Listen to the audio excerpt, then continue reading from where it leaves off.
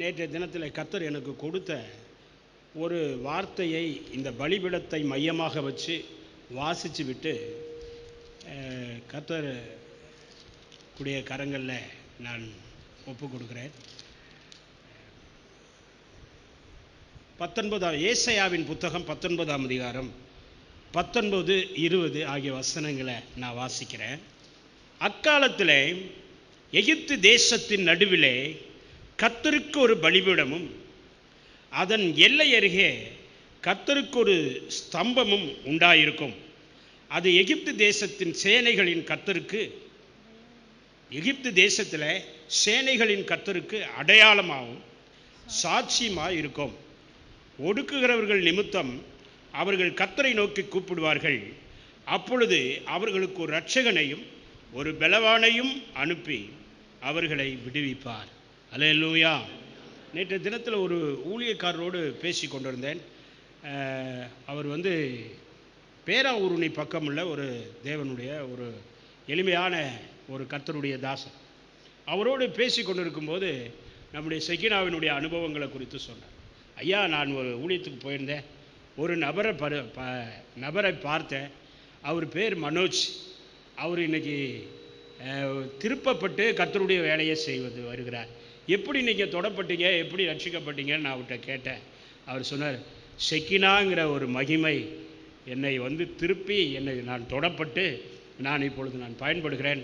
ஏறத்தாழ ஒரு 10 ஆத்துமாக்களை என்னுடைய பகுதியில் நான் ஆயத்தப்படுத்தி ஒரு ஜெப வீட்டையும் அங்கே ஏற்படுத்தி கர்த்தரை நான் துதித்து வருகிறேன். அதற்கு செக்கினா தான் காரணம் அப்படின்னு சொல்லி அவர் கேட்குறாரு. செக்கினான்னா என்னையா, எங்கேயா இருக்குது அப்படின்னு. அவர் மாத்திரம் இல்லையா, இன்னும் அநேக பாத்திரங்களை கர்த்தர் உருவாக்கி ஆண்டவர் என்ன செய்திருக்கிறார்னா பயன்படுத்தி வருகிறார். அல்லேலூயா. நான் கூட ஆண்டவருடைய சமூகத்தில் ரட்சிக்கப்பட்டு அதாவது தேவனை விட்டுவிட்டு தேவ காரியங்களை விட்டுவிட்டு நான் சோர்ந்து போய் ஆவியில் பலன் இல்லாதபடியான ஒரு சூழ்நிலை இருந்தபோது கூட என்னை தூக்கி நிறுத்தி கர்த்தருடைய சமூகத்தில் என்ன பலப்படுத்தினது என்னன்னா செக்கினாவினுடைய அனுபவம் தான். செக்கினாவுக்கு கர்த்தர் ஒரு சாட்சி என்பதற்கு நான் ஒரு சாட்சியாக இருக்கிறேன். அதுதான் இங்கே பார்க்கும்போது கர்த்தருக்கு அடையாளமும் சாட்சியுமாய் இருக்கும். நீங்களும் நானும் எப்படி இருக்கிறோம்னா கர்த்தருக்கு அடையாளமாகவும் இந்த இடத்துல எழுப்பப்பட்டிருக்கிற இந்த பலிபீடத்திற்கு ஒரு சாட்சியாகவும் நாம் என்ன செய்கிறோம்னா இருக்கிறோம். வேதம் சொல்லுது, கண்ட இடங்களில் உங்களுடைய பலிகளை என்ன செய்யக்கூடாது, நீங்கள் செலுத்தக்கூடாது. பலிபீடம்னா பலிபீட கட்டுகிற இடம் முக்கியம், அந்த பலிபீடம் முக்கியம், அந்த பலிபீடத்தில் உள்ள பலி பொருள்கள் முக்கியம். இயேசு கிறிஸ்து தான் மெய்யான பலி பொருள். உங்களையும் என்னையும் ஆண்டவர் வேர் பிரித்து அழைத்து கொண்டு பலிபீடத்தின் கொம்புகளிலே கட்டி வைத்திருக்கிறார். அல்லேலூயா. பலிப்பொருளை கொண்டு போய், பலிமிருகத்தை கொண்டு போய் பலிபீடத்தின் கொம்புகளிலே கட்டுங்கள் அப்படின்னு சொல்லி சங்கீதத்தில் ஒரு வசனத்தை வாசிக்கிறோம். பலிபீடத்தின் கொம்புகளில் கட்டப்பட்டிருக்கிற பலிப்பொருளுக்கு பலியாவது தான் வேலை. அங்கே போய் சாடவோ குதிக்கவோ துள்ளவோ மிரளவோ அங்கே கூடாது. என்ன பாடு வந்தாலும் என்ன பிரச்சனைகள் வந்தாலும் பாடுபடுகிறதற்கும் பிரச்சனைகளை அனுபவிப்பதற்கும் கிறிஸ்துவை அனுபவிப்பதற்குமே நாம் என்ன செய்யப்பட்டிருக்கிறோம்னா அழைக்கப்பட்டிருக்கிறோம். பிலிப்பியர் 1:29 சொல்லப்பட்டிருக்கிறது, அவருடைய நாமத்தின் மேல் விசுவாசமாக இருப்பதற்கு மாத்திரமல்ல பாடுபடுகிறதற்கும் நமக்கு என்ன செய்யப்பட்டிருக்கிறது. அதனால பலிபீடத்தில் கட்டப்பட்டிருக்கிற பலிப்பொருளாகிய நாம் என்ன செய்யக்கூடாதுன்னா நடக்கிற காரியங்களை பார்த்து மிரளக்கூடாது. நீங்கள் ஒருவராலும் ஒன்றினாலும் என்ன செய்யக்கூடாது, அரண்டு உருண்டு மிரள கூடாது. சில கண்ணுக்குட்டிகளை ரோட்டில் அழைச்சிட்டு போனால் பஸ்ஸை பார்த்த உடனே டப்பு டுப்புன்னு குதிக்கும். நம்ம பால் பண்ணையில் இருக்கிற மாடு ஒன்றையும் கண்ணுக்குட்டி ஒன்றையும் வெளியே கொண்டு வர முடியாது. அப்படி கொண்டு வந்தால் அது துள்ளி குதித்து என்ன செய்ய, அதே போல் வெளியே போகவும் போகாது. அங்கே இருக்கிற தொட்டி தண்ணியை குடிச்சு விட்டு அங்கே போடுற புல்லை சாப்பிட்டுட்டு என்கிட்ட நான் கொஞ்சம் பால் பண்ணையில் வேலை செஞ்சேன் கொஞ்ச நாள். அதனால் சொல்கிறேன், அது அந்த கேட்டை விட்டு வெளியே கயிறை போட்டு இழுத்தாலும் அதை வர என்ன செய்யும் தெரியுமா, அது நம்மளை இந்த உலகத்தில் தேவனுடைய சபையிலிருந்து அல்லது தேவ காரியங்களிலிருந்து தேவ சமூகத்திலிருந்து நம்ம இழுப்பதற்கு அநேக கயிறுகள் அநேக சக்திகள் நமக்கு இருந்தாலும் நான் என்னுடைய எல்லையை விட்டு நான் இடத்தை விட்டு என்ன செய்ய மாட்டேன், அதில் தான் நான் நிற்பேன் அப்படின்னு சொல்லிட்டு பிடிவாதமாக ஸ்ட்ராங்காக உறுதியாக நம்ம ஆண்டவரை பற்றி கொண்டு இருக்கும்போது அதனுடைய ஆசீர்வாதத்தை நாம் என்ன செய்வோம்? உம்மை உறுதியாய் பற்றி கொண்ட மனதை உடையவன் உண்மையே நம்பி இருக்கிறபடியால், உண்மையும் இல்லை, உண்மையே நம்பி இருக்கிறபடியால் அவனை பூரண சமாதானத்தோடு என்ன செய்வேன்? காத்துக்கொள்வேன். அருமையான தேவனுடைய பிள்ளைகளை, இன்றைக்கு பலிபீடத்தை குறித்தோ பலி பொருள்களை குறித்தோ காரியங்களை நான் சொல்லலை. நான் 12 கோத்திரங்களுடைய நாமங்களை குறித்து இந்த நாளில் உங்களுக்கு முன்பாக வைக்க விரும்புகிறேன். அருமையான தேவனுடைய பிள்ளைகளை, கர்த்தர் நமக்கு இந்த வருஷத்தில் கொடுத்த வாக்கு தத்தத்தின்படி அவர் ஒவ்வொரு நாள் நம்மோடு கூட பேசுவார். அவர் பேசும் தெய்வம், பேசாத கல்லோ மரமோ இல்லை. ஆனால் பேசுகிறவர் இன்னார் என்று நாம் என்ன செய்திருக்கணும்? நம்மோட பேசுறது அசுத்த ஆவிதான் பேசுது அப்படிங்கிற ஒரு புரிதல் நமக்கு வேணும். நம்மோடு பேசுகிறது மனித ஆவிதான் பேசுகிறது என்கிற ஒரு புரிதல் நமக்கு. நம்மோடு பேசுகிறது கர்த்தர் தான் பேசுகிறார். இப்போ ஒரு மனிதனிடத்துல மனித ஆவியும் பேசும், அசுத்த ஆவியும் பேசும் இல்லையா? கர்த்தருடைய ஆவியானவரும் என்ன செய்வார்? கர்த்தரும் நம்மோடு கூட என்ன செய்வார்? பேசுவார். அவர் பேசுகிற தெய்வம். அருமையான தேவனுடைய பிள்ளைகளை, நான் 12 கோத்திரங்களை குறித்து நமக்கு தெரியும். கர்த்தருடைய பரிசுத்த நாமத்துக்கு மகிமை உண்டாகட்டும். அந்த 12 கோத்திரங்களில் முதலாவது, அதாவது நெகட்டிவ் ஒன்றும் நான் பேச போகிறதில்ல. அந்த அந்த 12 கோத்திரத்தினுடைய பெயரும் அதனுடைய அர்த்தமும் வேதாகமத்தின் அடிப்படையில், வேதாகமத்தில் சொல்லியிருக்கிறபடி ஒவ்வொருத்தரையும் பெற்றெடுக்கும் போது இன்னென்ன பேர் வைக்கிறாங்க இல்லையா, அந்த பேரினுடைய அர்த்தமும் நாம் அதை எப்படி நம்முடைய வாழ்க்கையில் அனுபவமாக்கி தேவனுடைய பலிபீடத்தோடு கூட நம்ம இணைகிறோம் என்கிறதான காரியத்தை குறித்தும் உங்களுக்கு முன்பாக இந்த நாளில் வைக்க விரும்புகிறேன். தேவன் தம்முடைய மாபெரும் பலிபீடத்தை கட்டி கொண்டிருக்கிறார். அந்த பலிபீடத்தில் முதல் கல் மூளைக்கல் அவர் யாருன்னா கிறிஸ்து. அந்த பலிபீடம் அஸ்திவாரமும் வச்சிரமாய் இருக்கும், சுவரும் வச்சிரக்கல்லா இருக்கும், அதனுடைய மூளைக்கல்லும் வச்சிரக்கல்லா இருக்கும், அதனுடைய எல்லா காரியங்களும் வச்சிரக்கல்லாவே இருக்கும். ஏன்னு கேட்டால் மூளைக்கல் ஜீவன் உள்ளது. அந்த ஜீவனோடு இணைக்கப்பட்டிருக்கிற ஒவ்வொருவரும் அந்த ஜீவனுக்குள்ளாக என்ன செய்யப்படுகிறார்கள்? கிறிஸ்துவே நமக்கு ஜீவனாக இருக்கிறார். அப்போது நம்ம இந்த சர்ச் இருக்குன்னா, ஒரு கட்டடம் இருக்குன்னா அந்த கட்டடத்துக்கு 4 மூளை இருக்குது இல்லையா? 4 மூளை இருக்குது. இந்த 4 மூளையில் எந்த மூளையில் மூளைக்கல்லை வைப்பாங்க? நம்ம உலக பிரகாரமான கட்டடங்களை பார்க்கும்போது ஒருவேளை சனி மூலையில் வைப்பாங்க, ஒரு வேளை தெற்கு மூலையில் வைப்பாங்க, இப்படின்னு இருக்கும். ஆனால் தேவன் கட்டுகிற கட்டுமானத்தில் மூளைக்கல்லை எங்கே கொண்டு போய் வைக்கிறாருன்னா, பரிசுத்த உன்னதமான உயரத்தில் கர்த்தர் வைக்கிறார். மேலிருந்து தான் சபையானது என்ன செய்ய, பலிபீடமானது என்ன செய்யப்பட்டிருக்குன்னா கட்டப்பட்டிருக்கு. அதில் முதல் கல் யாருன்னு கேட்டால் இயேசு கிறிஸ்து தான். அதற்கு அப்புறம் என்ன செய்கிறார்? அப்போஸ்தலர்கள் ஆகிய அந்த கற்களை என்ன செய்கிறாரு? வைக்கிறார். முதல்ல என்ன செய்கிறாருன்னா, இயேசு கிறிஸ்து மூளைக்கல்லாக இருக்கிறார்.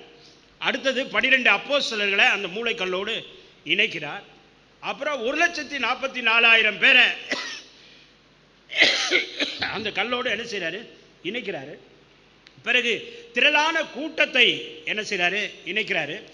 அப்புறம் 1000 வருஷ அரசாட்சியில் இருக்கிற ஒரு தொகையிடுதல், அதில் செலக்ட் ஆகிற சில பிள்ளைகளை வைக்கிறாரு. பிறகு உலகத்தில் பெருந்திரளான ஒரு கூட்டத்தை அங்கே வைக்கிறாரு. கடைசியில் புதிய வானம் புதிய பூமி அப்படிங்கிற காரியத்தோடு ஒரு பலிபீடம் என்ன செய்யப்படுதுன்னா, தேவனுடைய அமைப்பு, அதாவது தேவன் கட்டும் பலிபீடம் அப்படியாக என்ன செய்யப்படுகிறதுனா கட்டப்படுறது. அதுக்கு மூளைக்கல் கிறிஸ்து தான். கிறிஸ்துவுக்கு அடுத்தது அப்போஸ்தலர். கழுத்து, ஒரு மனிதனுக்கு தலை, அடுத்தது என்னது? கழுத்து. இந்த மாதிரி அவயவங்களுடைய அமைப்பு எப்படி இருக்கிறதோ இதே போல தான் கர்த்தர் ஒவ்வொருவராய் ஆண்டவர் என்ன செய்து கொண்டிருக்கிறார்னா கூட்டு சேர்த்து கொண்டிருக்கிறார். இன்னும் என்ன செய்யலை அப்படின்னா, இந்த 1,44,000 பேருங்கிற அந்த தொகை என்ன செய்யலைன்னா இன்னும் நிறைவு பெறவில்லை. பிதாவாகிய தேவனுடைய பார்வையில் ஆண்டவர் ஒரே மனுஷனை தான் பார்க்குறாரு. அவர் தாம் நியமிக்கப்பட்ட கிறிஸ்து இயேசுவை தான் அவர் ஒரு மனுஷனாக பார்க்குறாரு. மற்றவங்கெல்லாம் மனுஷங்கிற அந்த நிலைக்குள்ளே என்ன செய்யலை, வரலை. தாம் நியமித்த மனிதனை கொண்டு அவர் இந்த பூமியை நியாயம் தீர்ப்பார் என்று சொல்லப்படுகிறது. கிறிஸ்துவுக்குள்ளாக தான் நம்மளை பார்க்கிறாரே தவிர தேவனுக்கு முன்பாக இண்டிவிஜுவலா போய் நீங்களும் நானும் நிற்பதற்கு எந்த தகுதியும், அது எந்த பிஷப்பாக இருந்தாலும் சரி, எந்த மேட்டானியராக இருந்தாலும் சரி, எந்த ஆர்ச்சி பிஷப்பாக இருந்தாலும் சரி, யாரும் போய் அவருக்கு முன்னாடி தனியாக போய் என்ன செய்ய முடியாது. இண்டிவிஜுவலாக என்னுடைய கெப்பாசிட்டியை காட்டி ஆண்டவரே நான் வந்திருக்கிறேன்னு சொல்கிறதுக்கு இல்லை. இயேசு கிறிஸ்து மூலமாகத்தான் நான் உம்மிடத்தில் என்ன செய்திருக்கிறேன், வந்திருக்கிறேன். கிறிஸ்துவ மையமாக வச்சு கிறிஸ்துவோடு சேர்ந்து தான் ஆண்டவர் ரட்சிக்கப்படுகிறவர்களை கர்த்தர் அனுதினமும் என்ன செய்து கொண்டு இருக்கிறார், இப்படி கூட்டி சேர்த்து கட்டி கொண்டு இருக்கிறார். இதை உற்று பார்க்கறதுக்கு தான் தேவதூதர்கள் ஆசையாக இருக்காங்க. இங்கே பாடுற பாட்டு பாட வேண்டாம் என்று சொல்லலை, துதிக்கிற துதிக்க வேண்டாம் என்று சொல்லலை. ஆனால் துதியை காட்டிலும் பாடல்களை காட்டிலும் அவர் கட்டி எழுப்புகிறார். பார்த்தீங்களா, தம்முடைய மகிமையான பலிபீடத்தை. அதை பார்க்கறது தான் தேவதூதர்கள் ஆராய்ச்சி செய்யவும், பரிசுத்தவான்கள்லாம் அதை தான் ஆராய்ச்சி பண்ணாங்க. ஆராய்ச்சி செய்யவும் உற்று பார்க்கவும் தேவதூதர்கள் எப்படி இருக்கிறாங்க. அப்போ அதில் ஒரு பகுதி தான் இந்த இடத்துல கர்த்தர் எழுப்பி வைத்திருக்கிற ஒரு பலிபீடம். இப்போ நீங்களும் நானும் இந்த பலிபீடத்தில் என்ன செய்யப்பட்டிருக்கிறோன்னா, இணைக்கப்பட்டிருக்கிறோம். சின்ன ஒரு குருவியாக, அல்லது ஒரு புறாவாக, அல்லது ஒரு புறா குஞ்சாக, அல்லது ஒரு காளையாக, எருதாக, அல்லது ஒரு கன்று போட்ட ஒரு பசு மாடாக, அல்லது ஒரு ஆட்டுக்குட்டியாக, கொளுத்த ஆட்டுக்குட்டியாக, நாம் பலி பொருளாக நாம் தேவனிடத்தில் என்ன செய்யப்படுகிறோம். அதனால தான் ஆண்டவர் சொல்றார், என்னோடு பலியினால் உடன்படிக்கை பண்ணின என்னுடைய பரிசுத்தவான்களை கூட்டுங்கள்ங்கிறார். அருமையான தேவனுடைய பிள்ளைகளை, முதல் யாக்கோபில் இருந்து தான் இஸ்ரவேல் உண்டானாங்க. அதில் முதல் குமாரன் யாருன்னா ரூபன், இல்லையா? வாசிப்போமா? ஆதியா ஒரு 12 வசனங்களை வாசிப்போம். ஒவ்வொருத்தருடைய பெயரும் அவங்களுடைய அந்த பெயரினுடைய பொருளும் பாருங்கள். ரூபன் 29ஆம் அதிகாரம், ஆதியாகமம் 29ஆம் அதிகாரம் 32ஆம் வசனத்தை தயவுசெய்து வாசிக்கும். ஆதியாகமம் 29:32. ஆதியாகமம் 29ஆம் அதிகாரம் 32ஆம் வசனம். லேயாள் கர்ப்பவதியாகி ஒரு குமாரனை பெற்று, கர்த்தர் என் சிறுமையை பார்த்தருளினார், இப்பொழுது என் புருஷன் என்னை நேசிப்பார் என்று சொல்லி அவனுக்கு ரூபன் என்று பெயரிட்டாள். நீங்க வெளிப்படுத்துகிற விசேஷம் 7ஆம் அதிகாரத்தில் பார்க்கும்போது, இந்த கோத்திரத்திலிருந்து 12,000 பேர், இந்த கோத்திரத்திலிருந்து 12,000 பேர், இந்த கோத்திரத்திலிருந்து 12,000 பேருன்னு சொல்லி 1,44,000 கணக்கு சொல்கிறாங்க. அது இஸ்ரவேலர்.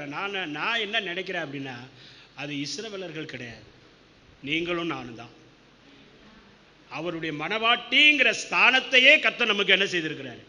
அப்போ அந்த 1,44,000 யாரால அது நிறைவு பெறும்னு சொன்னால், ஒருவேளை உங்களாலே என்னால் தான் அந்த அந்த அந்த கணக்கை, தேவனுடைய தொகை இடுதலை நம்ம என்ன செய்ய முடியும், நிறைவேற்ற முடியும். இந்த 12 கோத்திரங்களை குறித்ததான நாமங்கள் அங்கே இருக்கிறது. ஆனால் அந்த 12 கோத்திரங்களுடைய நாமங்களின் பொருளர்த்தத்தின்படி நம்ம வாழ்க்கை வாழ்கிறவர்களாக இருந்தால் நாமே அந்த 1,44,000 பேர். மற்றவர்களுக்கு அதை நம்ம விட்டு கொடுக்க வேண்டிய அவசியமே இல்லை. காரணம், இஸ்ரவேலரை குறித்து சொல்லும்போது நம்ம இல்லாமல் அவர்கள் பூரணராக ஆகாதபடிக்கு விசேஷித்த ஒன்றை நமக்காக தான் ஆண்டவர் என்ன பண்ணியிருக்கிறார். அப்போ தமக்கு முன்பாக கரை திரை முதலானவைகள் இல்லாத கற்புள்ள ஒரு கன்னிகையாக நிறுத்திக் கொள்வதற்குத்தான், சபைக்காகத்தான் கிறிஸ்து தமையே என்ன பண்ணாரு.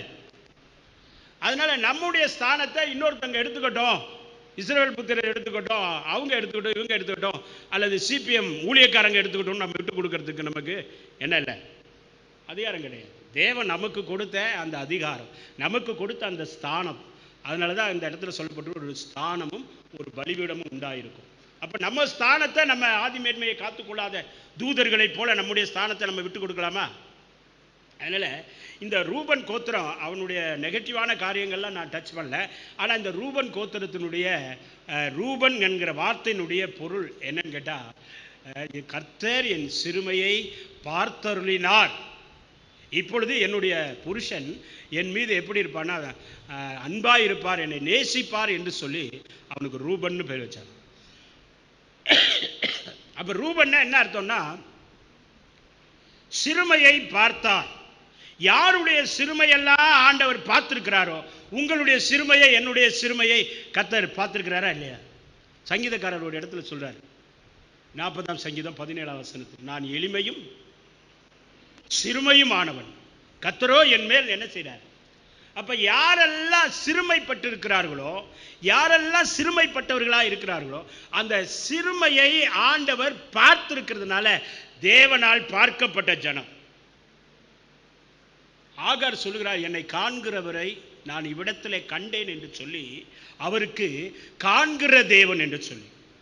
எபிரேயர் 4:13 சொல்லப்பட்டிருக்கிறது, அவருடைய கண்களுக்கு மறைவான சிருஷ்டி ஒன்றுமே.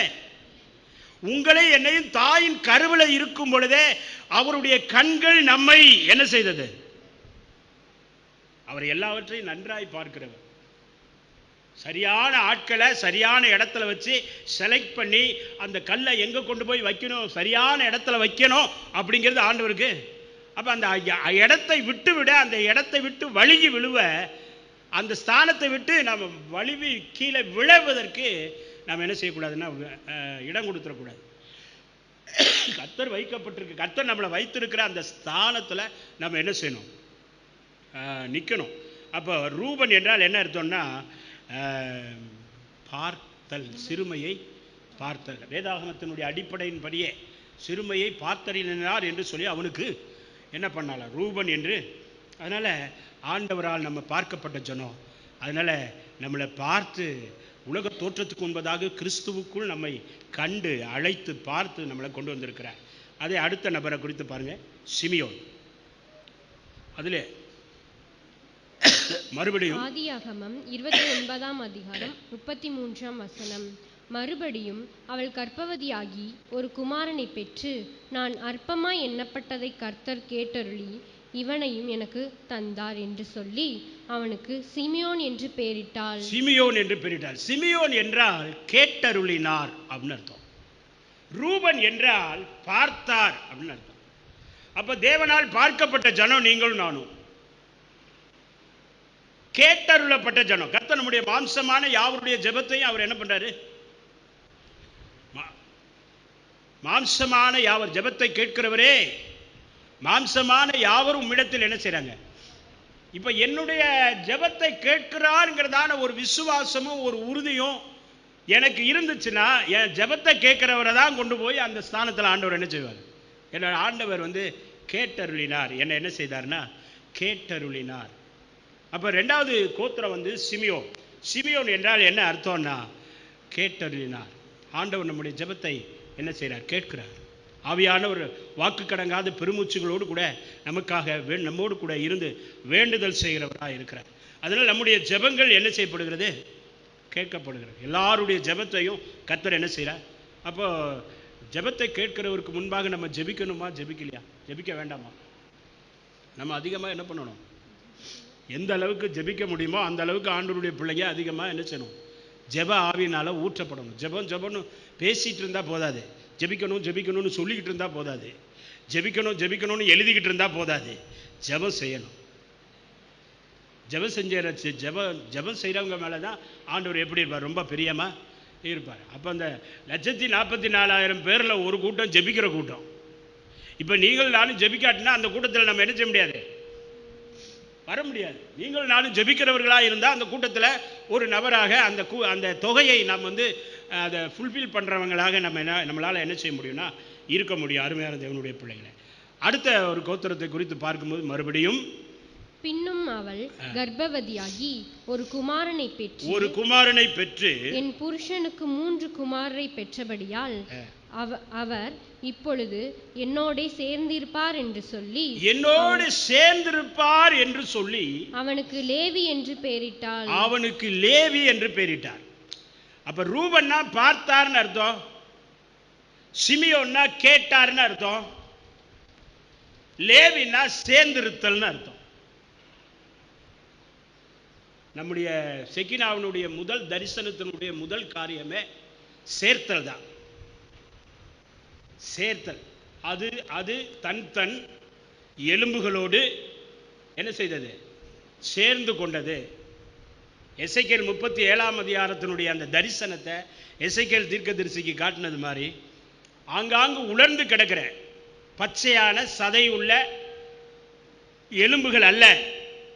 அநேகமாயிரம் ஆண்டுகளுக்கு முன்பாக யுத்தத்தில் மடிந்து காய்ந்து போய் வெயிலிலே உலர்ந்து அது பசை இல்லாமல், சதை இல்லாமல், தோல் இல்லாமல், நரம்பு இல்லாமல், ஒன்றோடு ஒன்று சேராதபடி இருக்கிற அவைகளை ஆவியானுடைய பிரசனத்தை கொண்டு, ஆவியானுடைய வல்லமையை கொண்டு அவைகளை ஒன்று சேர்த்து ஒரே சரீரமாய் எழும்பி நின்று தலையாகிய கிறிஸ்துவை பற்றி கொண்டு எல்லாவற்றிலும் கர்த்தரை துதிக்கத்தக்கதான ஒரு சேனையாய் எழுப்பப்படுகிற ஒரு அனுபவம் தான் சேர்த்தல்னு பேர்.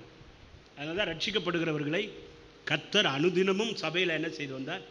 அப்போ நம்மளை தேவனுடைய காணியாட்சிக்கு புறம்பாய் கடந்தோம். வேதம் சொல்கிறது ஏசாயா 53 ஆடுகளைப் போல வழி தப்பி சிதறுண்டு கிடந்தோமா. ஆங்காங்கு சிதறுண்டு கிடந்த நம்ம சரீரத்திலையும் ஆவிலையும் ஆத்மாவிலும் சிதறுண்டு கிடந்தோம். தேவனுக்கு சம்பந்தம் இல்லாதவர்களாக இருந்தோம், காணியாட்சிக்கு புறம்பானவர்களாக இருந்தோம், வாக்கு தத்தத்துக்கு சொந்தமில்லாதவர்களாக இருந்தோம், வேதமற்றவர்களாக இருந்தோம், ஆராதனை இல்லாதவர்களாக இருந்தோம். நம்ம நம்முடைய ஸ்டாண்டர்டு என்னங்கிறத எபேசியர் 2ஆம் அதிகாரத்தில் நம்ம பார்க்க முடியும். அக்கிரமத்தினாலும் பாவத்தினாலும் மரித்தவர்களாய் கடந்தோம். இங்கே உலர்ந்து போன எலும்புகளை குறித்து சொல்றாரு 37. அப்போ அப்படி இருக்கிற நம்மை அது தன் எலும்போடு என்ன பண்ணிச்சான். இது கர்த்தருடைய ஆவியானவர் செய்த ஒரு மாபெரும் கிருபை. அதனால் அருமையான தேவனுடைய பிள்ளைகளை, லேவியை போன்ற ஒரு அர்த்தம் கொள்ளுகிற சேர்த்தலாக இருக்கணும், சேர்ந்திருக்கிறவர்களாக இருக்கணும். ஒன்று சேர்ந்து நாம் துதிப்போம்,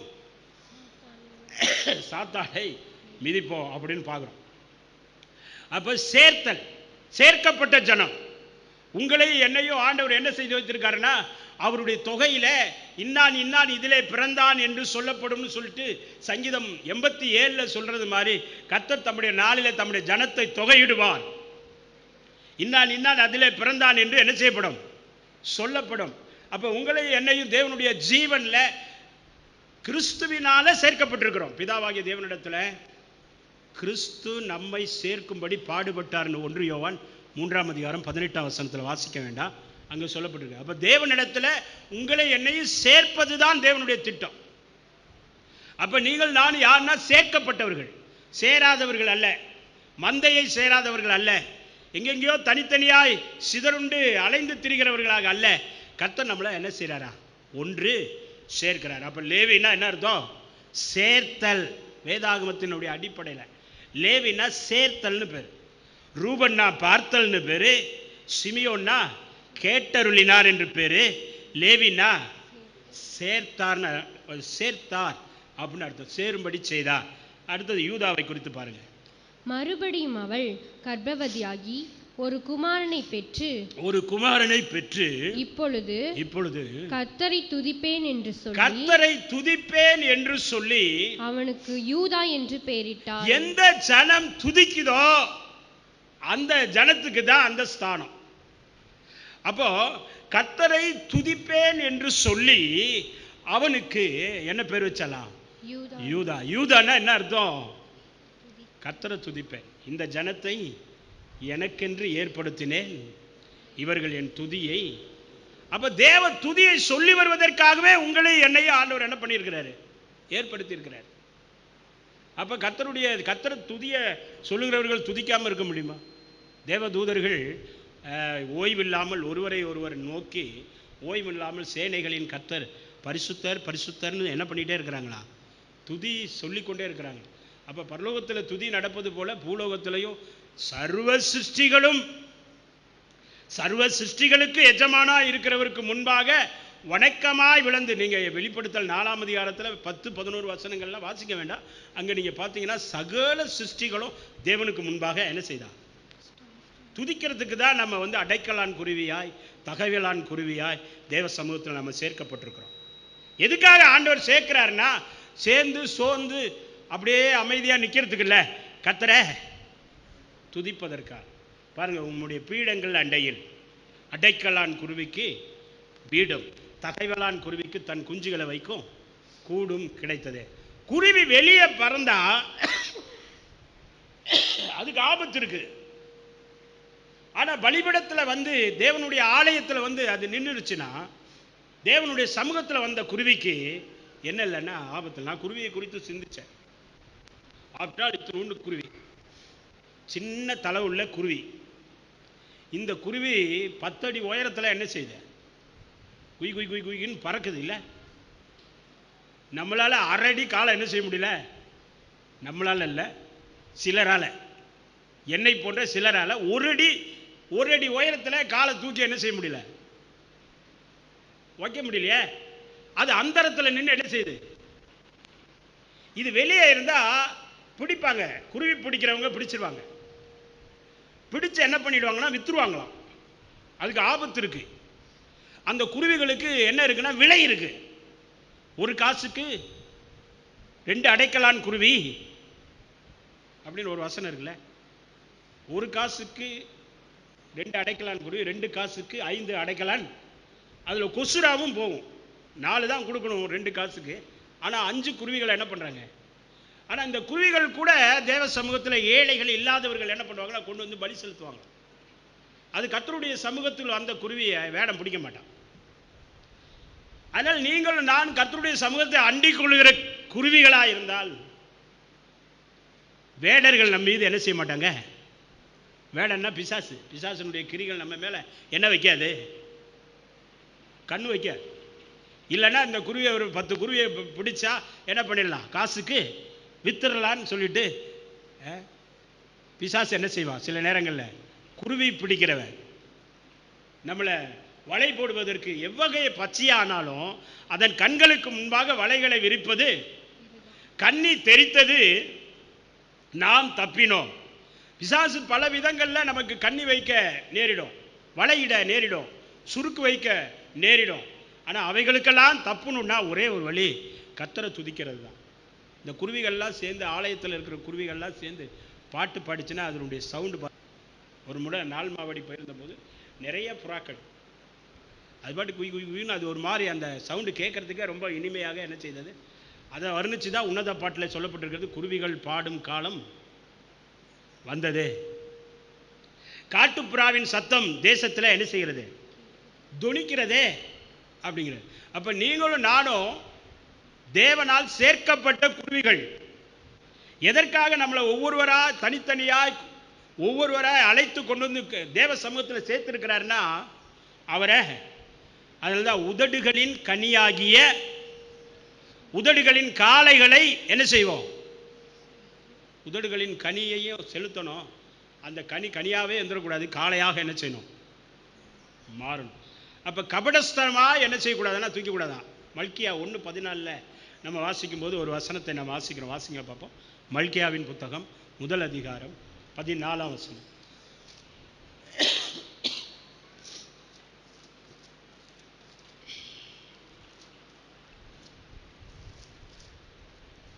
மல்கியா 1 அதிகாரம் 4 வசனம்.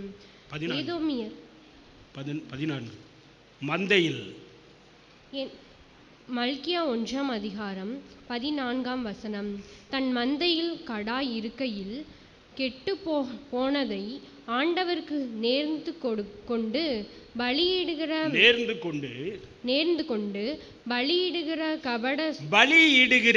கபடஸ்தன் சபிக்கப்பட்டவன். என் நாமம் ஜாதிகளுக்குள்ளே பயங்கரமாயிருக்கும். நான் மகத்துவமான ராஜா என்று சேனைகளின் கர்த்தர் சொல்லுகிறார். மகத்துவமானவருக்கு முன்பாக நசுல் கொண்டதையும் ஊசலாடுகிறதையும் அப்படிப்பட்ட பலிகளை நம்ம என்ன செய்யக்கூடாதுன்னா உற்சாக பலியினாலே கர்த்தர் என்ன செய்யணும்? அப்போ வாயை திறந்து ஸ்தோத்திரம் பண்ணி எப்பொழுதும் எந்த வேளையிலையும் கர்த்தருடைய நாமத்தை பாட்டினால் துதித்து ஸ்தோத்திரத்தினால் மகிமைப்படுத்தும் பொழுது அவைகள் தேவனுக்கு பிரியமாக இருக்குமா? கொம்பு குழம்பு கொம்பு உள்ள காலை எருதின் இதை பார்க்கலும் பலியை பார்க்கலும் அது அதுக்கு அவன் கர்த்தருக்கு பிரியமாக இருக்குன்னு சொல்லி 69 சங்கீதம் 69:30 இருக்கும்னு நினைக்கிறேன், வாசிக்க வேண்டாம். அப்போது இந்த நபர் யாருன்னா யூதாவினுடைய வேலை என்னென்னா துதிக்கிறது தான் யூதாவினுடைய வேலை. நீங்கள் நாளும் கர்த்தருடைய நாமத்தை என்ன செய்யணும்? எல்லா சூழ்நிலைகளில் எல்லா நேரத்திலையும் கர்த்தரை துதிக்கிறவர்களாக இருக்கணும். இப்போ 30ஆம் அதிகாரத்துக்கு வாங்க. ஆதியாகமம் 30ஆம் அதிகாரம் 3ஆம் வசனத்தை வாசிக்கணும். ஆதியாகமம் 30ஆம் அதிகாரம் 3ஆம் வசனம். அப்பொழுது அவள், இதோ என் வேலைக்காரியாகிய பில்காள் இருக்கிறாளே, அவள் என் மடிக்கு பிள்ளைகளை பெறவும் அவளாகிலும் என் வீடு கட்டப்படவும் அவளிடத்தில் சேரும் என்று சொல்லி அவளுக்கு தன் வேலைக்காரியாக பில்காளை மனைவியாக கொடுத்தாள். அப்படியே யாக்கோபு அவளை சேர்த்தான். பில்காள் கர்ப்பவதியாகி யாக்கோபுக்கு ஒரு குமாரனை பெற்றாள். அப்பொழுது ராகேல், தேவன் என் வழக்கை தீர்த்து என் சத்தத்தையும் கேட்டு எனக்கு ஒரு குமாரனை கொடுத்தார் என்று சொல்லி அவனுக்கு தான் என்று பெயரிட்டாள். ஆமென். இங்கே ஐந்தாவது நபர் யாருன்னு கேட்டால் தான். எல்லாம் நமக்கு தெரிந்த ஒரு விஷயங்கள் தான். இருந்தாலும் என்னுடைய சிந்தை இந்த பக்கமாக போனதுனால இந்த நாளில் நான் உங்களுக்கு முன்பாக வைக்கிறேன். இப்போ ஐந்தாவது பிள்ளை, யாக்கோபுக்கு பிறந்த ஐந்தாவது பிள்ளையார்னா தான் கோத்திரம். இந்த தான் என்றால் என்ன அர்த்தம் அப்படின்னா, தேவன் என் வழக்கை தீர்த்தார். நம்முடைய வழக்குகளை வழக்கு தீர்க்கப்பட்ட ஜனம். வழக்குகள், நம்முடைய வழக்குகள் தீராம உலக வழக்கு இருக்குது, தேவனோடு வழக்கு இருக்குது, தேசத்தை குறித்த ஆண்டவருக்கு ஒரு வழக்கு இருக்குது. எல்லா வழக்குகளையும் ஆண்டவர் தான் என்ன செய்வார்? அவர் நீதி உள்ள நியாயாதிபதி. அவர் நம்முடைய வழக்குகளை என்ன செய்வாரா? தீர்த்து வைப்பார். அப்போ தான்னா என்ன அர்த்தம் அப்படின்னா, என் வழக்கை தீர்த்தார் என்று சொல்லி அவனுக்கு தான் என்று என்ன செய்தார்? பேரிட்டார். அதனால் வழக்காடுவோம் வாருங்கள் என்று கர்த்தர் சொல்கிறார். ஏசாயாவின் புத்தகம் முதல் அதிகாரம் 18ஆம் வசனத்தை வாசிக்க வேண்டாம். அப்போது நம்முடைய வழக்குகள், நமக்கு பெரிய வழக்காக இருக்கிறது பாவ சுமைதான், பாவம்தான். இதை ஆண்டவர் தீர்ப்பதற்காக தான் ஆண்டவர் நம்மளை அழைத்தார். அப்போ அதை தீர்த்து நம்மளை பரிசுத்தப்படுத்தி பரிசுத்த ஆவிக்கேற்ற மாளிகையாக, இசைவனைப்பாக நாம் என்ன செய்யப்பட்டு கொண்டிருக்கிறோம்? கட்டப்பட்டு கொண்டிருக்கிறோம். அதனால் அவர் மேல், அப்போஸ்தலர்கள் மேல் நாம் என்ன செய்யப்பட்டிருக்கிறோம்னா இணைக்கப்பட்டு ஒரு ஆவிக்குரிய மாளிகையாக தேவனுடைய ராஜ்யம் என்ன செய்யப்பட்டால் வழக்கு தீர்க்கப்பட்டவர்களால் என்ன செய்யப்படுகிறது. இப்போ வழக்கு இருந்துச்சுன்னா அது பிரச்சனையாக இருக்கும். அப்போ நீங்கள் நானும் வழக்கு தீர்க்கப்பட்ட ஜனமாக இருக்கிறோம். அதுதான் தான் என்கிற அந்த விஷயத்தை நமக்கு கொடுக்கிறது. ஆறாவது பாருங்களேன், நப்தலி. அதிலே அந்த ஆதியாகமம் 30ஆம் அதிகாரம் 7ஆம் வசனம். மறுபடியும் ராகேலின் வேலைக்காரியாகிய பில்காள் கர்ப்பவதியாகி யாக்கோபுக்கு 2ஆம் குமாரனை பெற்றாள். அப்பொழுது ராகேல், நான் மகா போராட்டமாய் என் சகோதரியோடே போராடி மேற்கொண்டேன் என்று சொல்லி அவனுக்கு நப்தலின் என்று பெயரிட்டாள். ஆமென். நப்தலி ஆறாவது நபர் யாருன்னு கேட்டா, ஆறாவது கோத்திரம் என்னன்னு கேட்டா நப்தலி. நப்தலி என்றால் என்னன்னா, போராடி மேற்கொண்டேன். அப்ப எந்த ஒரு கூட்டம் ஜெயிக்கிற கூட்டமா இருக்கிறதோ, இதை தான் ஆவியானவர் வெளிப்படுத்தல கேட்கிறார். ஜெயம் கொள்ளுகிறவன் எவனோ, ஜெயம் கொள்ளுகிறவன் எவனோ. அப்ப நம்ம தோத்து போகிறவர்களாக இல்லை, ஜெயிக்கிறவர்களாக தான். அதாவது பின்மாறி போய் சேத்துல விழுந்து பின்மாற்றம் அடைந்தவர்களை ஆண்டவர் உயிரோட எழுப்பி தேவராஜ்யத்துக்கு கொண்டு போகவே மாட்டார். அவர்களை திருப்புவது கூடாத காரியம். ஒருவேளை அவர்கள் மனம் திரும்பி ஒருவேளை வந்தால் கர்த்தர் அவர்களை மறுபடியும் ஏற்றுக்கொள்ள ஆயத்தமாக இருக்கிறார். ஆனால் மனம் திரும்புதல் இல்லைன்னா, பின்மாறி கிடந்தோன்னா நம்ம தேவராஜ்யத்துக்கு தகுதியானவர்கள் இல்லை. அந்த தகுதியை நம்ம என்ன செஞ்சிருவோம்னா இழந்துருவோம். ஏன்னா வேதம் சொல்லுது, கலப்பையின் மேல் கை வைத்து விட்டு பின்னிட்டு பார்க்கிற எவனும் தேவனுடைய ராஜ்யத்துக்கு தகுதியானவன் அல்ல. விசுவாசத்தினால் நீதிமான் பிழைப்பான். பின்வாங்கி போவேனே ஆனால் அவன் மேல் என் ஆத்துமா. பாருங்க, நிறைய பின்மாற்றக்காரர்களை நம்ம என்ன செய்கிறோம்? அவர்களுடைய தேவைகள் நிமித்தம் ஒருவேளை கொஞ்ச நாள் ஆண்டவரிடத்தில் எதிர்பார்ப்போடு கூட இருப்பாங்க. பிறகு அந்த தேவைகள் நிறைவேற்றப்படலை அப்படிங்கும்போது ஆண்டவரை விட்டுவிடுவாங்க, ஆண்டவருடைய சமூகத்தை விட்டுருவாங்க. ஜெபம் இருக்காது, வேத வாசிப்பு இருக்காது, துதி இருக்காது, மேற்கொள்ளுதல் இருக்காது. தோற்று போன தொங்கின முகத்தோடு அவர்கள் என்ன செய்வார்கள்னா இருப்பாங்க. அதனால் இங்கே பார்க்கும்போது பாருங்க, நப்தலி என்றால் போராடி மேற்கொண்ட ஜனம். ஜெயங்கொள்ளுகிறவர்களுக்கு தான் சிங்காசனம். ஆண்டவர் சொல்லும்போது, நான் ஜெயங்கொண்டு பிதாவின் சிங்காசனத்தில் உட்கார்ந்தது போல ஜெயம் கொள்ளுகிறவன் எவனோ அவனும் என்னோடு கூட என்னுடைய சிங்காசனத்தில் உட்காரும்படி நானும் அவனுக்கு என்ன பண்ணுவேன், அருள் பண்ணுவேன் அப்படிங்கிறார். நமக்கு இந்த உலகத்தில் நிறைய போராட்டங்கள் உண்டு. அதுதான் ஆவிக்குரியவர்களுடைய அந்த வெப்பன்ஸ், ஆவிக்குரியவர்களுடைய அந்த ஆயுதங்களை குறித்து எபேசியர் 6ஆம் அதிகாரத்தில் நம்ம வாசிக்கும் போது என்னென்ன நம்ம அணிந்து கொள்ளணும், போராடுவதற்கு நம்ம என்னென்ன எடுத்துக்கொள்ளணும், எந்தெந்த ஆயுதங்களை கொண்டு நம்ம போராடணும் அப்படிங்கிறத நம்ம பார்க்குறோம். அதில் 6ஆம் அதிகாரத்தில் 11-12 வசனங்களை வாசிக்கும்போது நம்ம மாம்சத்தோடு இரத்தத்தோடும் மாத்திரமல்ல, வானமண்டலங்களில் கிரியை செய்கிற பொல்லாத ஆவிகளின் சேனைகளோடு நமக்கு என்ன உண்டு. அப்போ போராடி மேற்கொள்கிறான். இவர் சொல்கிறா, நான் போராடி மேற்கொண்டேன் என்று சொல்லி அவனுக்கு என்ன பேர் வச்சார், நப்திலி அப்படிங்கிற பேரை வைத்தார் அப்படின்னு சொல்லப்பட்டிருக்கு.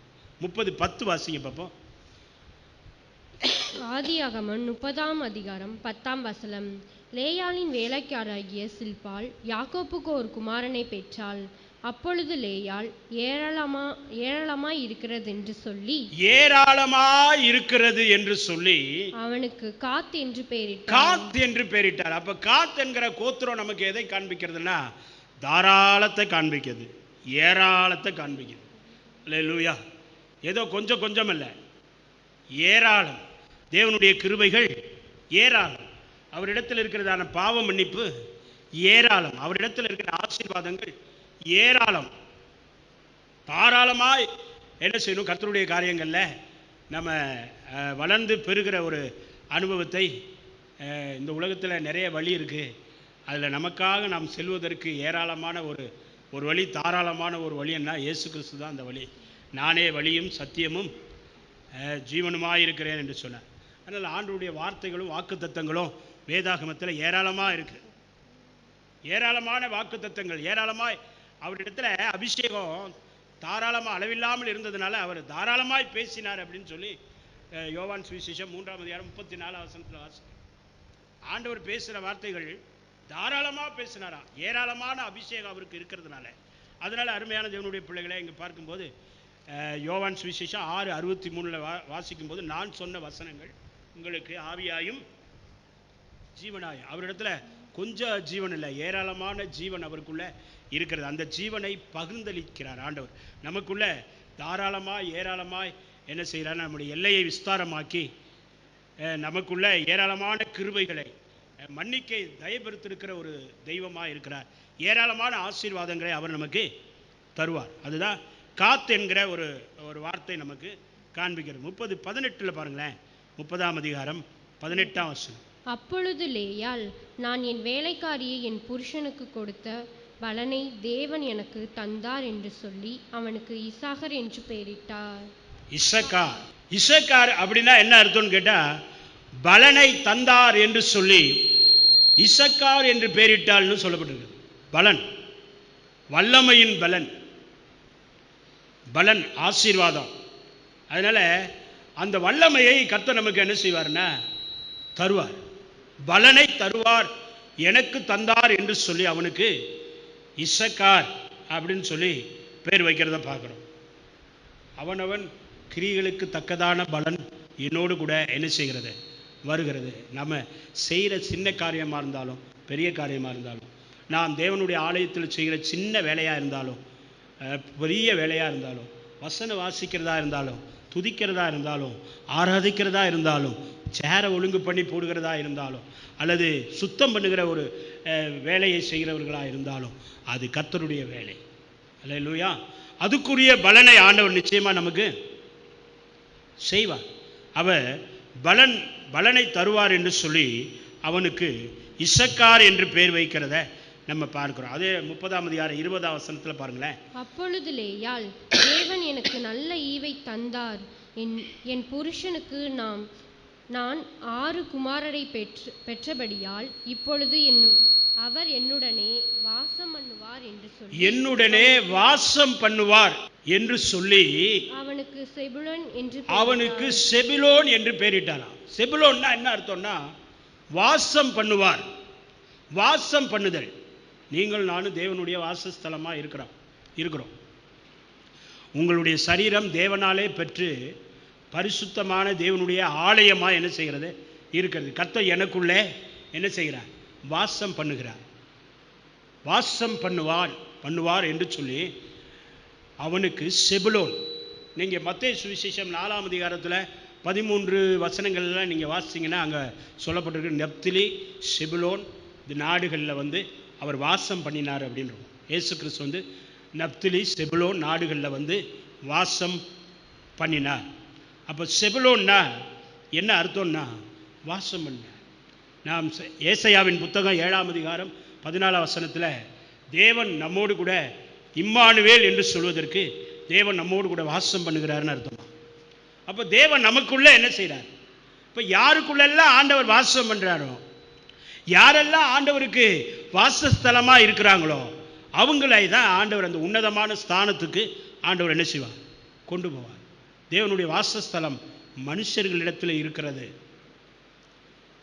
நீங்கள் நானும் பிதாவாகிய தேவன் வாழ்கின்ற ஒரு வாசஸ்தலமாக என்ன செய்கிறோம்?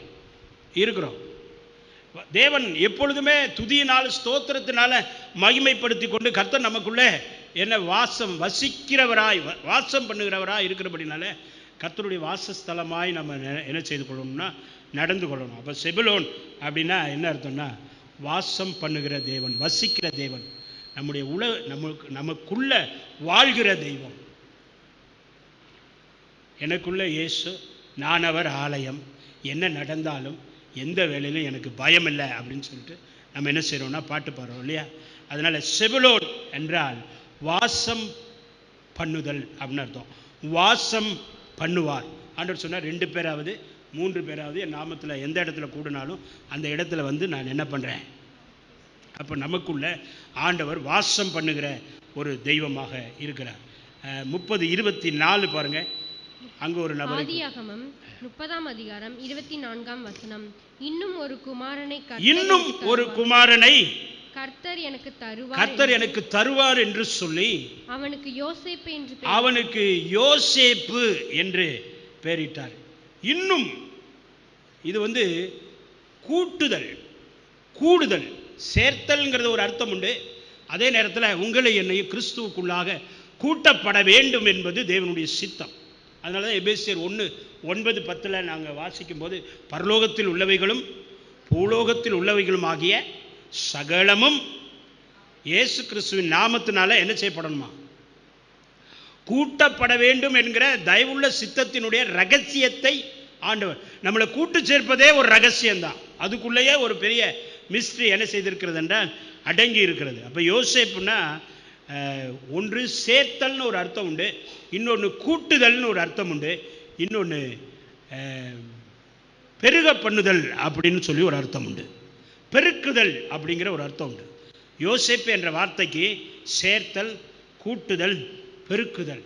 அப்போ தேவனிடத்தில் நம்ம இருமனம் உள்ளவர்களாக இராதபடி நம்மளை கழுவி சுத்திகரித்து கொண்டு நாம் தேவனிடத்தில் சேரும் பொழுது அவர் நம்மிடத்தில் சேருவார். நீங்கள் தேவனிடத்தில் சேருங்கள், அவர் உங்களிடத்தில் சேருவார் அப்படின்னு சொல்லப்பட்டது.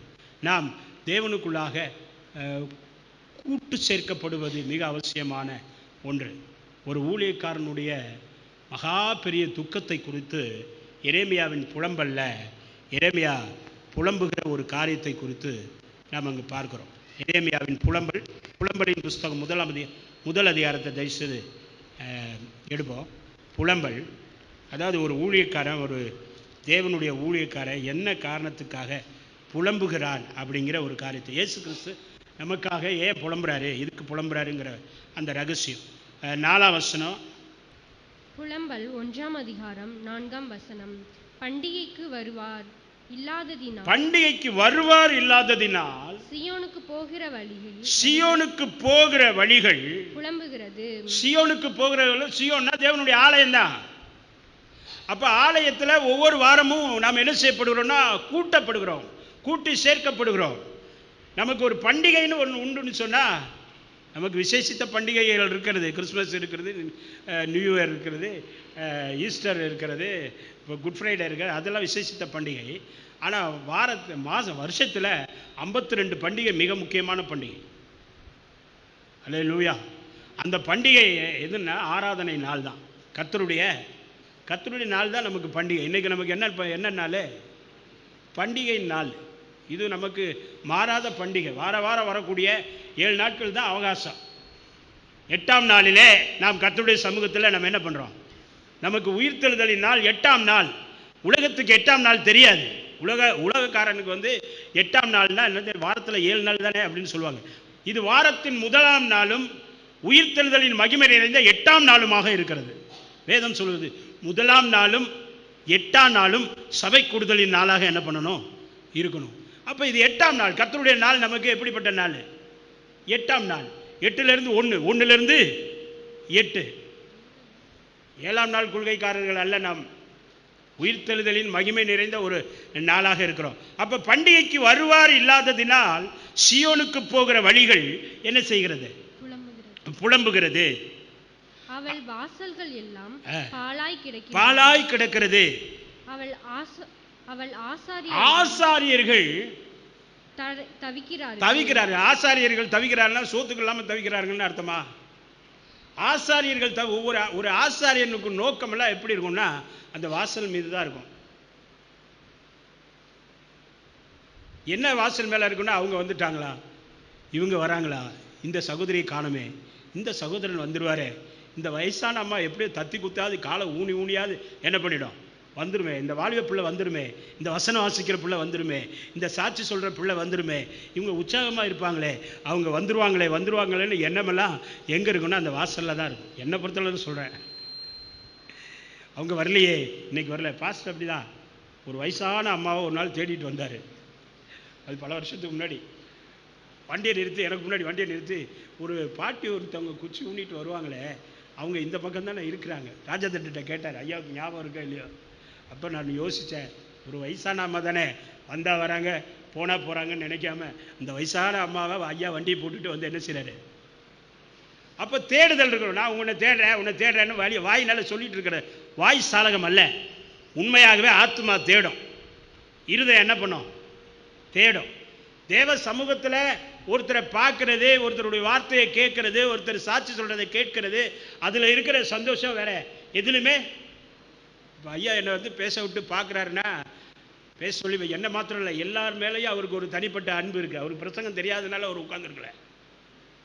ஆனால் அதே நேரத்தில் அருமையான தேவனுடைய பிள்ளைகளை, ஒரு ஊழியக்காரனுடைய இருதயம் ஒரு ஆத்மாவோடு என்ன செய்து கொண்டிருக்குன்னா இடைப்பட்டு கொண்டே இருக்கும். அவங்களை குறித்ததான ஒரு விசாரம் இருந்து கொண்டே இருக்கும். ஒரு தாய்க்கு எப்படி சமைக்கும் போது பிள்ளையை குறித்ததான நினைவுகள் எப்பொழுதுமே இருக்குமே. இதுனா உருளைக்கிழங்கு, வறுத்த உருளைக்கிழங்கு, எண்ணெயில் போட்ட உருளைக்கிழங்குன்னா நல்லா சாப்பிடுவோம். வேக வச்சு தாளிக்கிற உருளைக்கிழங்கை விட எண்ணெயில் போட்டு வறுத்து எடுக்கிற உருளைக்கிழங்கு இந்த பையன் நல்லா சாப்பிடுவான், இவன் உப்பு கம்மியாக சாப்பிடுவான், இவன் கொஞ்சம் காரம் அதிகமாக சாப்பிடுவான். அங்கே அந்த நினைவுகளோடு அவன் சமைக்கிறான் பார்த்தீங்களா? அதே போல் ஒரு பண்டிகைன்னு சொல்லும்போது அந்த பண்டிகைக்கு இன்னும் காணமே, இன்னும் வரலையே, லேட்டாக வராங்களே அப்படிங்கிற ஒரு கவலையை விட அந்த கவலையால் தான் நிறைய பேர் ஒடுங்கி போயிடுறாங்க. நிறைய ஊழியக்காரங்க. எங்கள் பாஸ்டர் என்னை பார்த்தோன்னே கேட்பார், என்னப்பா இப்படி இருக்க, நல்லா இருக்கியா, என்ன ஜனங்கள் உனக்கு சாப்பாடு போடுறாங்களா இல்லை பட்டினி போடுறாங்களா, சரியாக இருந்துக்கோ அப்படிம்பார். அதுபோல் கர்த்தருடைய சமூகத்தில் அருமையான தேவனுடைய பண்டிகைக்கு வருவார் இல்லாததினால் சியோனுக்கு போகிற வழிகள் புலம்புகிறது. அவள் வாசல்கள் எல்லாம் பாழாய் கிடக்கிறது. அவள் ஆசாரியர்கள் தவிக்கிறார்கள், அவள் கன்னிகைகள் சஞ்சலப்படுகிறார்கள், அவர்களுக்கு. அப்ப ஆராதனைன்னு சொல்லும்போது ஒரு மனமகிழ்ச்சியின் ஆராதனை, அது மனமகிழ்ச்சியினுடைய சந்தோஷம். அதுக்கு தான் நம்ம என்ன செய்யப்படும்னா தேவ சமூகத்தில் கூட்டு சேர்க்கப்படுகிறோம். இந்த கூட்டு சேர்க்கப்படுதல்ல ஒருத்தர் மிஸ் ஆனா கூட ஐயோ அப்படிங்கிற ஒரு எண்ணம் என்ன செய்யுதுன்னா அவங்க மேலே நமக்கு வருது பார்த்தீங்களா? அதனால தான் யோசேப்பு என்றால் கூட்டி சேர்க்கப்படுதல், சேர்த்தல், கூட்டுதல். தேவனுக்காக இந்த அதாவது பொல்லாத காரியங்களை செய்கிறதுக்காகவும் டிவி காரியங்களை பேசுறதுக்காகவும் கூடுறதில்லை. 2 பேர் கூடுனாங்கன்னா இன்னொருத்தவங்க பேச்சை தான் என்ன செய்வாங்க, பேசுவாங்க. 2 பேர் கூடுனா இன்னொரு நபருடைய பேச்சு. அப்படி இல்லை, 2 பேர் கூடுனா ஆண்டவரை பற்றி தான் என்ன செய்யணும், ஆண்டவருடைய காரியங்களை பற்றி தான் பேசணும். விரைய பட்டணத்தார் அப்படி தான் இருந்தாங்களாம். சின்ன அத்தேனே அவர்கள் அப்போஸ்தலர் நடபடிகள் 17ஆம் அதிகாரம் 11ஆம் வசனத்திலையும் 21 வசனத்திலே நீங்கள் வாசிக்கும் போது அங்கே சொல்லப்பட்டிருக்கிறது. தினந்தோறும் காரியங்கள் இப்படி இருக்குன்னு சொல்லி அவங்க என்ன பண்ணாங்களாம், ஆராய்ந்து பார்த்ததுனால தெசலோனிக்கரில் உள்ள பட்டணத்தை பார்க்கலாம் அதிக நற்குணசாலிகளாக இருந்தாங்க. அப்போ நம்ம 2 பேர் ஒரு இடத்துல கூடுகிறோம்னா அந்த கூடுகையில் யாரை குறித்து தான் பேசியாகணும்? கர்த்தரை குறித்து தான் பேசியாகணும். இது வந்து யோசேப்பு. அடுத்தது பாருங்கள், பெஞ்சமின் 35:18 ஆதியாகமம் 35ஆம் அதிகாரம் 18ஆம் வசனம். மரண காலத்தில் அவள் ஆத்துமா பிரியும் போது அவள் அவனுக்கு மெனனி என்று பெயரிட்டாள். அவள் தகப்பனோ அவனுக்கு பென்யமீன் என்று பெயரிட்டான். அவனுடைய தகப்பன் அவனுக்கு பென்யமீன் என்று பெயரிட்டான்.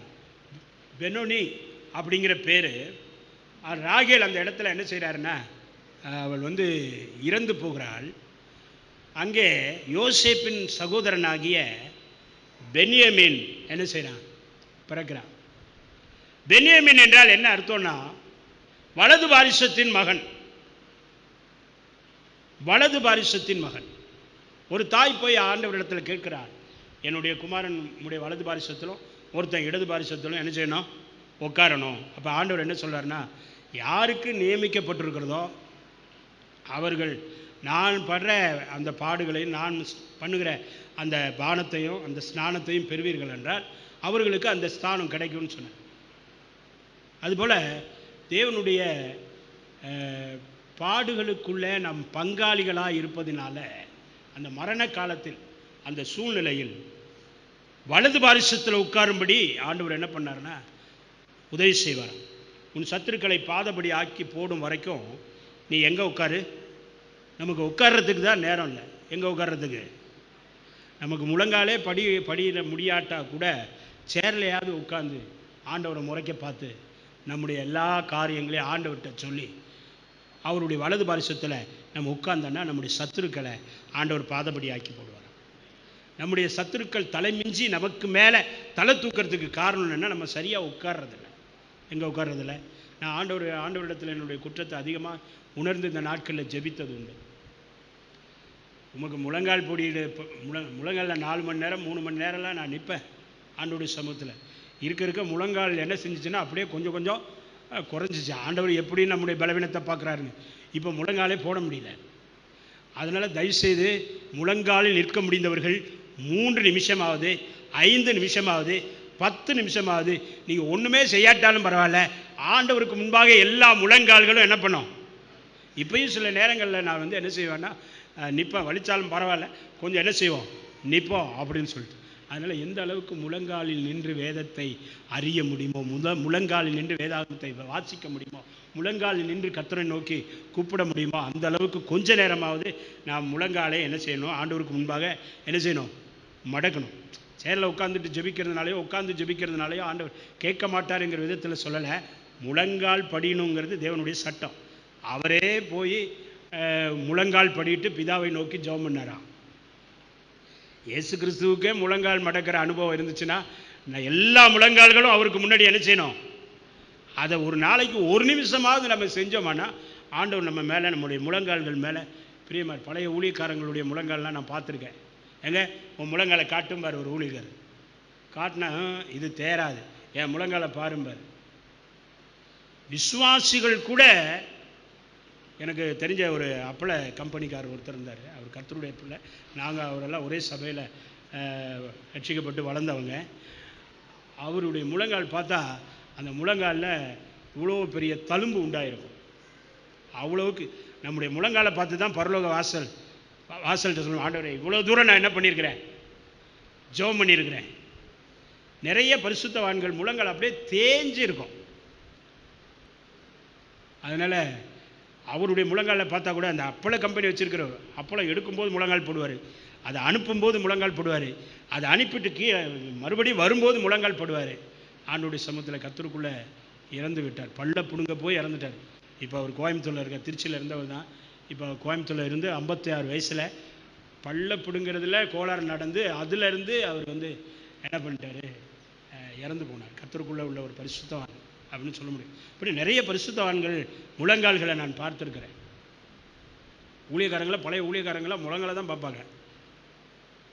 முழங்கால் எப்படி இருக்குன்னு தான் பார்க்கணும். நம்ம முழங்கால் எந்த அளவுக்கு தேய்மானம் இருக்குதோ அந்த அளவுக்கு நம்ம கர்த்தருக்குள்ள கனெக்ஷனில், கர்த்தருடைய இணைப்பில், கர்த்தருடைய கர்த்தருடைய சமூகத்தில் நம்ம உண்மையாக இருப்போம் அப்படின்னு நினைக்கிறேன். அதுக்காக போட்டு முழங்காலை தேய்ச்சி தேய்ச்சி உண்டாக்கிடக்கூடாது. முழங்காலில் உடையணும், ரத்தம் கொட்டும், குதிச்சு குதிச்சு. ஏன்னா பெந்த கோஸ்டில் இருந்ததுனால இங்கேருந்து அங்கே குதிச்சுட்டு போவேன், அங்கேருந்து இங்கே குதிச்சுட்டு பேண்டெல்லாம் கிழிஞ்சு போயிடும். ட்ரம்மெல்லாம் பல சபைகளில் கிழிச்சிருக்கிறேன். ட்ரம் அடித்து வேகமாக அடித்து இப்போ ட்ரம் அடிக்கலாம் கிடையாது. அந்த மாதிரி புறம்பான காரியங்களை, உங்கள் வஸ்திரங்களை அல்ல, உங்கள் இருதயங்களை கிழித்து கொண்டு எங்கே திரும்பணுமா? அப்போ பெஞ்சமின் அப்படின்னா என்ன அர்த்தம்? வலது பாரிசத்தின் மகன். அப்போ ஜெயங்கொண்டா தான் நம்ம எங்கே போய் உட்கார முடியும்? அவருடைய வலது பாரிசத்தில் உட்கார முடியும். ஜெயம் எடுக்கணும்னா அவருடைய வலது பாரிசத்தில் உட்காராம ஜெயம் எடுக்க முடியாது. நம்முடைய வாழ்க்கையில் வெற்றி பெறணும்னா வலது பாரிசத்தில் உட்காராம வெற்றி பெற முடியாது. அடுத்தது பாருங்க, மனாசே. ஆதியாகமம் 41:51. ஆதியாகமம் 41:51. யோசேப்பு என் வருத்தம் யாவையும் என் தகப்பனுடைய குடும்பம் அனைத்தையும் நான் மறக்கும்படி தேவன் பண்ணினார் என்று சொல்லி மூத்தவனுக்கு மனாசே என்று பெயரிட்டான். மனாசே வந்து யோசேப்பினுடைய குமாரன். அவன் இந்த 12 கோத்திரங்களில் ஒன்றாக என்ன செய்கிறதுன்னா கடந்து வர்றாங்க. நீங்கள் வெளிப்படுத்தின விசேஷத்தில் 7ஆம் அதிகாரத்தில் பார்க்கும்போது இந்த தான் கோத்திரமெல்லாம் அங்கே இருக்காது.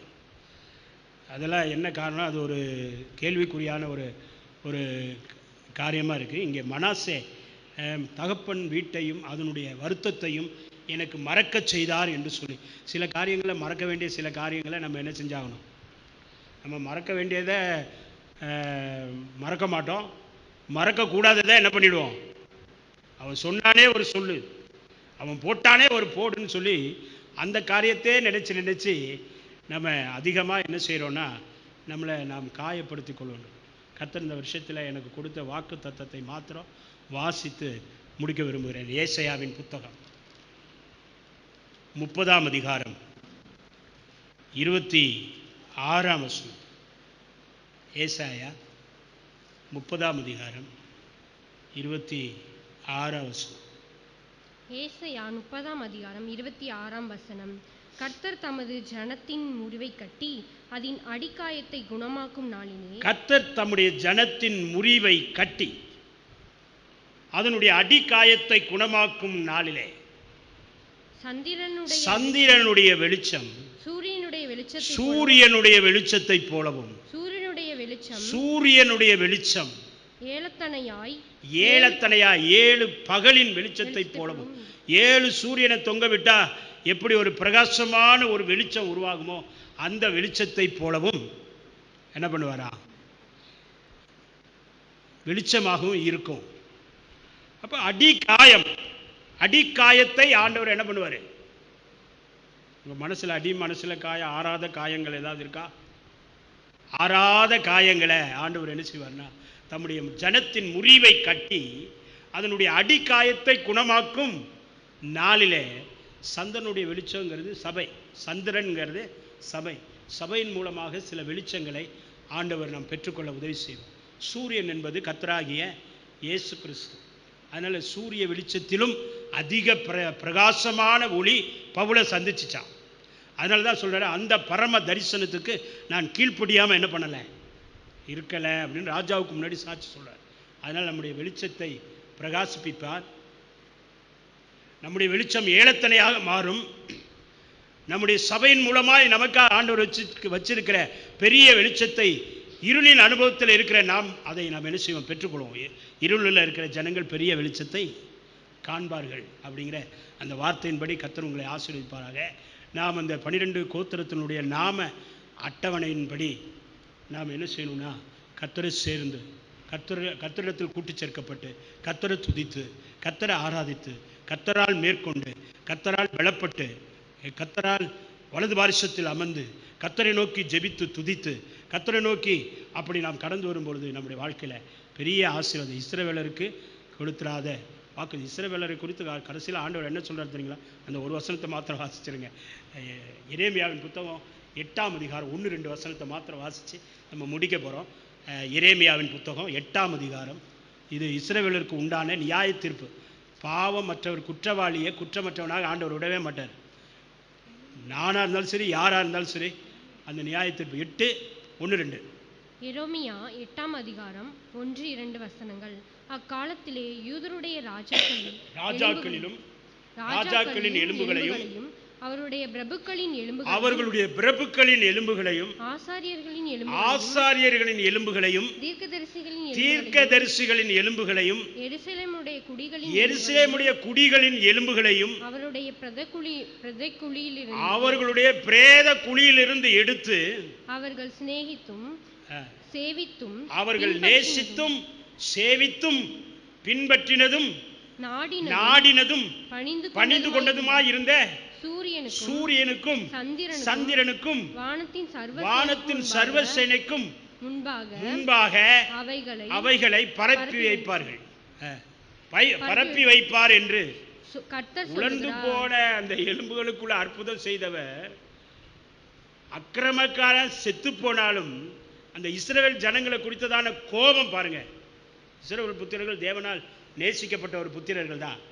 ஆனால் அவங்க மேலே இருக்கிற கர்த்தருடைய கோபம் கடைசி வரைக்கும், கடைசி நாளில் ஒருத்தரையும் தப்ப விட மாட்டாராம்.